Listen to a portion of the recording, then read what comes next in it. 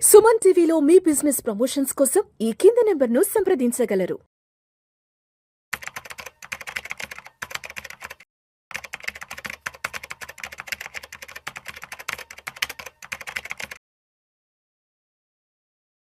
Hello, welcome to Suman TV. నా పేరు Madhu. So ఈ video especially newly married couple కోసం చేయబడుతుంది. వాళ్ళు ఎలాంటి హెల్త్ పాలసీ తీసుకోవాలి, తీసుకునే ముందు ఎలాంటి జాగ్రత్తలు తీసుకోవాలి, అసలు ఆ పాలసీ అనేది ఎందుకు అవసరం కొత్తగా పెళ్ళైన వాళ్ళకి అనేది మీరు ఈరోజు నేర్చుకోగలుగుతారు. సో అందులో అన్నిటికంటే ముఖ్యంగా మనం ఈ పాలసీలోకి వెళ్ళినట్టయితే కొత్తగా పెళ్ళైన వాళ్ళకి హెల్త్ ఇన్సూరెన్స్ అనగానే అందరు గుర్తుకొచ్చేది మెటర్నిటీ. మరి మెటర్నిటీ కవరేజ్ ఉన్న పాలసీ మీరు తీసుకుంటేనే మెటర్నిటీ అనేది కవర్ అవుతుంది. రెగ్యులర్గా మెటర్నిటీ అనేది అన్ని పాలసీలో కవర్ కాదు. సో కాబట్టి అందులో మనకు కొన్ని ఇన్సూరెన్స్ కంపెనీస్ ప్రొవైడ్ చేస్తున్నాయి. ఏదైతే ఇన్సూరెన్స్ కంపెనీ ప్రొవైడ్ చేస్తుందో ఆ కంపెనీ యొక్క పాలసీని మనం తీసుకునే ప్రయత్నం అనేది చేయాలి. దాని ద్వారా ఇక్కడ మెటర్నిటీ అంటే బాబు కానీ పాప కానీ డెలివరీ ఎక్స్పెన్సెస్ అని అందరు అనుకుంటారు. అలా కాదండి. అందులో న్యూ బార్న్ బేబీకి ఏదైనా మెడికల్ ఇష్యూ వస్తే కూడా డే 1 నుంచి కవర్ చేస్తారు. జనరల్గా మీరు చూస్తూ ఉంటే డెలివరీ ఖర్చులు ₹1,00,000, ₹2,00,000, హయ్యర్ సైడ్ ఒక 3 lakhs వరకు వెళ్తుంది. కానీ బై బర్త్తో ఏదైనా ఇష్యూ వచ్చినట్టయితే పిల్లలకి అది 5 to 10, 15 lakhs వరకు కూడా వెళ్ళే ఛాన్స్ అనేది ఉంటుంది. కాబట్టి ప్రతి ఒక్కరూ పెళ్ళి అయిన తర్వాత లేదా పెళ్లి కంటే ముందే అంటే ఆబ్వియస్లీ ఇవ్వరనుకోండి, పెళ్ళి అయిన తర్వాత మీరు పాలసీ అనేది తీసుకోవాలి. ఇక్కడ కొన్ని ఇంపార్టెంట్ ఇన్ఫర్మేషన్ అనేది మీకు షేర్ చేస్తాను, అది ఒకసారి మీరు నోట్ చేసుకోండి. మెటర్నిటీ కవరేజ్ అనేది ముందుగా చూసుకోండి. దీని తర్వాత గ్లోబల్ కవరేజ్. చాలామంది ఏం చేస్తారు, పెళ్లి తర్వాత యుఎస్ కెనడా వెళ్ళిపోయి అక్కడ సెటిల్ అవుదాం అనుకుంటారు, లేదా జాబ్ పర్పస్లో వెళ్తారు.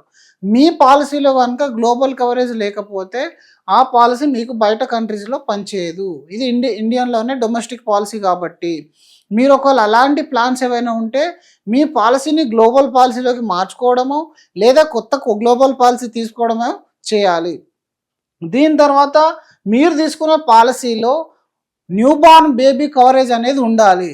అది మీరు ముందుగానే మీ ఇన్సూరెన్స్ అడ్వైజర్తో డిస్కస్ చేసి చూజ్ చేసుకోవాల్సిన అవసరం అనేది ఉంటుంది. ఎందుకంటే అన్ని కంపెనీస్ న్యూ బార్న్ బేబీని కవర్ చేయవు.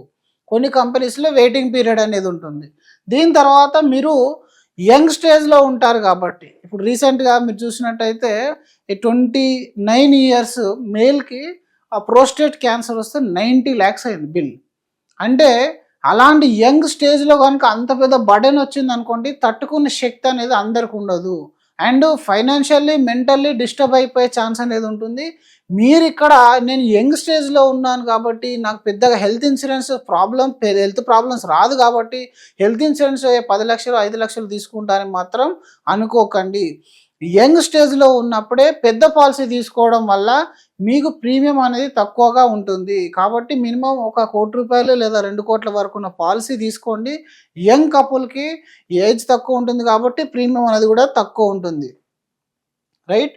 దీని తర్వాత మీ యొక్క ఆక్యుపేషన్ అనేది మీరు మెన్షన్ చేయండి ప్రాపర్గా ఇన్సూరెన్స్ కంపెనీకి. చాలామంది ఏంటంటే డిఫరెంట్ ఆక్యుపేషన్లో ఉంటారు.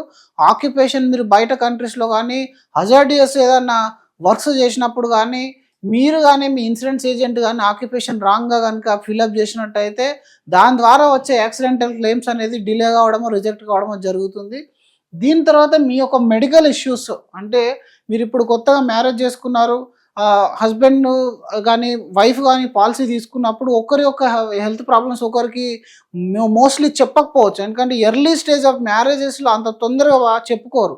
ఏదైనా మెడికల్ ఇష్యూ ఉంటే మళ్ళీ వీళ్ళు ఏం ఫీల్ అవుతారు అని చెప్పేసి దాచిపెట్టే ఛాన్స్ అనేది ఉంటుంది. ఇక్కడ ఆల్రెడీ మ్యారేజ్ అయింది కాబట్టి మీరు అక్కడ చెప్పినా చెప్పకున్నా ఇన్సూరెన్స్ కంపెనీకి మాత్రం చెప్పాలి. అది చిన్న ప్రాబ్లం అయినా పెద్ద ప్రాబ్లం అయినా మీరు ముందుగానే చెప్పుకోండి. చెప్పడం వల్ల ఏంటంటే ఫ్యూచర్లో మీ క్లెయిమ్ అనేది రిజెక్ట్ కాకుండా ఉంటుంది. దీని తర్వాత పుట్టుకతో ఏదైనా కొంచెం ఇష్యూ వచ్చినట్టయితే ఆ ఇష్యూను మీరు మెన్షన్ చేయాల్సి వస్తుంది. అంటే మీరిద్దరు డిస్కస్ చేసుకొని అది మీ ఇన్సూరెన్స్ కంపెనీకి ప్రొవైడ్ చేయాలి. పుట్టుకతో ఉన్న ఇష్యూస్ని కూడా ముందు చెప్పకపోతే పాలసీలో క్లెయిమ్స్ అనేటివి రావు. దీంతో కాకుండా ఇప్పుడు వైఫ్ యొక్క నేమ్ అనేది చేంజ్ అయిపోతుంది ఏంటి మ్యారేజ్ తర్వాత. మీరు పాలసీ తీసుకున్నారు, కొత్త నేమ్తో పాలసీ తీసేసుకున్నారు, కానీ ఆధార్ కార్డులో కానీ పాన్ కార్డులో కానీ బ్యాంక్ అకౌంట్లో కానీ నేమ్ చేంజ్ చేయలేదు. అప్పుడు ఏమవుతుంది, మీ యొక్క పాలసీలో క్లెయిమ్ అనేది రిజెక్ట్ చేయబడుతుంది. ఇది చాలా ఇంపార్టెంట్, అందరూ మర్చిపోతున్నారు ఈ రోజులలో. మీరు ఒకవేళ ఓల్డ్ నేమ్ పైన అయినా పాలసీ తీసుకోండి, ప్రాబ్లం ఏం లేదు.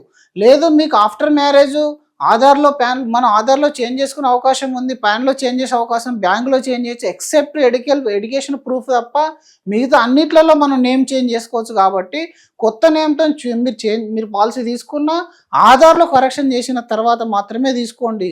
ఎందుకంటే మీకు ఇన్సూరెన్స్ కంపెనీ క్లెయిమ్ టైంలో మీ ఐడెంటిటీ ప్రూఫ్ అనేది చెక్ చేస్తుంది. అక్కడ కనుక మీరు ఈ ప్రూఫ్ ఇవ్వనట్టయితే క్లెయిమ్ రిజెక్ట్ అవుతుంది. కొన్ని సందర్భాల్లో మీరు మ్యారేజ్ సర్టిఫికేట్ ఇచ్చినప్పటికీ పాలసీ మ్యారేజ్ తర్వాత తీసుకుంటున్నారు కాబట్టి ఆఫ్టర్ మ్యారేజ్ ఏదన్నా ఒక ఐడి ప్రూఫ్ ప్రకారం మాత్రమే మనం తీసుకోవాలి. ఎలోన్ మ్యారేజ్ సర్టిఫికేట్ అనేది ఉండదు. మ్యారేజ్ సర్టిఫికేట్ అనేది ఒక సపోర్టింగ్ డాక్యుమెంట్ లాగా మాత్రమే పనిచేస్తుంది. ఇది కూడా చాలా జాగ్రత్తగా మీరు మెన్షన్ చేసుకోండి. అలాగే కొంతమంది బేబీని యాడ్ చేయాలంటే ఇమీడియట్గా మనం బేబీకి నేమ్ పెట్టాం కదా, మరి బేబీని ఎలా కవర్ చేస్తారు? సో ఇక్కడ ఏంటంటే ఇన్సూరెన్స్ కంపెనీ మీకు ఒక అద్భుతమైన అవకాశం ఇచ్చింది. బేబీ ఆఫ్ అని చెప్పేసి మదర్ పేరు రాస్తుంది, బేబీ ఆఫ్ అని మదర్ పేరు రాసేసి యాడ్ చేస్తుంది. అలాగే మన హాస్పిటల్లో బర్త్ సర్టిఫికేట్ ఇచ్చేస్తారు కాబట్టి అది మనం వాళ్ళకి ఇవ్వాల్సి వస్తుంది, డిశ్చార్జ్ సమ్మర్ ఇవ్వాల్సి వస్తుంది. అప్పుడు బేబీని యాడ్ చేస్తారు న్యూ మెటర్నిటీ క్లెయిమ్ అయితే, రైట్. దీని తర్వాత మీరు ఒకవేళ ఆల్రెడీ మీ ఫాదర్ మదర్ పాలసీలో ఉన్నారు, ఇంతకుముందు మీ వైఫ్ కూడా వాళ్ళ యొక్క ఫ్యామిలీలో ఉన్నారు. అలా ఉన్నప్పుడు ఏంటంటే అది రేర్లీ కేసులో అవుతుంది. కొన్ని కంపెనీస్ 30 ఏళ్ళ వరకు కూడా కవర్ చేస్తున్నాయి పిల్లల్ని. కాబట్టి అలాంటి పాలసీలో మీరు ఉంటే దాన్ని వదిలేసి కొత్త పాలసీ తీసుకోవద్దు, అది చాలా బ్లండర్ మిస్టేక్ అవుతుంది. మీరు ఆ పాలసీ యొక్క సీనియారిటీని క్యారీ ఫార్వర్డ్ చేసుకోవచ్చు కొత్త పాలసీకి. ఆ పాలసీ ఎప్పుడైతే రిన్యూవల్ వస్తుందో అప్పుడు మీరు పోటీ చేసుకుంటే ఏమవుతుంది, ఆ పాలసీ సీనియారిటీ అనేది వస్తుంది, రైట్. లేదా మీరు ఇప్పుడు తీసుకున్న ఇన్సూరెన్స్ కంపెనీకి ఆ పాలసీకి సంబంధించిన డీటెయిల్స్ ఇవ్వండి, దానికి అనుగుణంగా కరెక్షన్ అనేది చేసేసి కొత్త పాలసీ అనేది ఇస్తారు. హస్బెండ్ అండ్ వైఫ్ వాళ్ళ యొక్క ప్రైమరీ పాలసీ నుంచి సీనియారిటీ అని క్యారీ ఫార్వర్డ్ చేసుకోవచ్చు. ఎందుకంటే మనకు 2 సంవత్సరాల waiting period, PED waiting period, 1 month waiting period, ఈ 3 వెయిటింగ్ పీరియడ్స్ని అక్కడ ఆల్రెడీ మనం కంప్లీట్ చేసాం కాబట్టి మళ్ళీ ఇక్కడికి వచ్చి కొత్తగా స్టార్ట్ చేయాల్సి వస్తుంది. సో అందుకని అది పోటీ చేసుకోండి. Never dependent company coverage. ఈ రోజుల్లో అందరు చేస్తున్న బిగ్గెస్ట్ మిస్టేక్ ఏంటంటే, రీసెంట్గా 1 వీక్ బ్యాక్ కూడా ఒక ఫ్యామిలీ ఫైనాన్షియల్ ప్లానింగ్లో మనం చూసింది ఏంటంటే, వాళ్ళు ఇన్ని రోజులు జాబ్ వచ్చేంత వరకు వాళ్ళ యొక్క ఫాదర్ మదర్ పాలసీలో ఉన్నారు.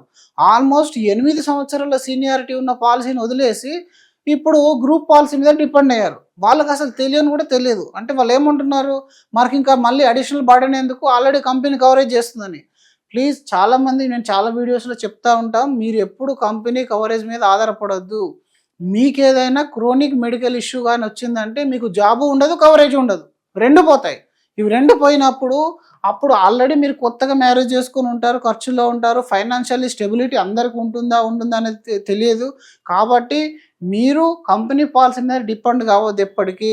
అది కంపెనీ యొక్క సోల్ డిస్క్రిప్షన్ మీద ఆధారపడి ఉంటుంది. సొంతంగా మీరు పాలసీ అనేది తీసుకోవాలి. తర్వాత కొంతమంది ఏం చేస్తున్నారంటే, ఎక్కడైనా లోన్ తీసుకుంటే ఎన్బిఎఫ్సీలు కానీ బ్యాంక్ యొక్క గ్రూప్ పాలసీని పర్చేజ్ చేస్తున్నారు, దీనివల్ల వెయిటింగ్ పీరియడ్స్ ఉండవు అని చెప్పేసి.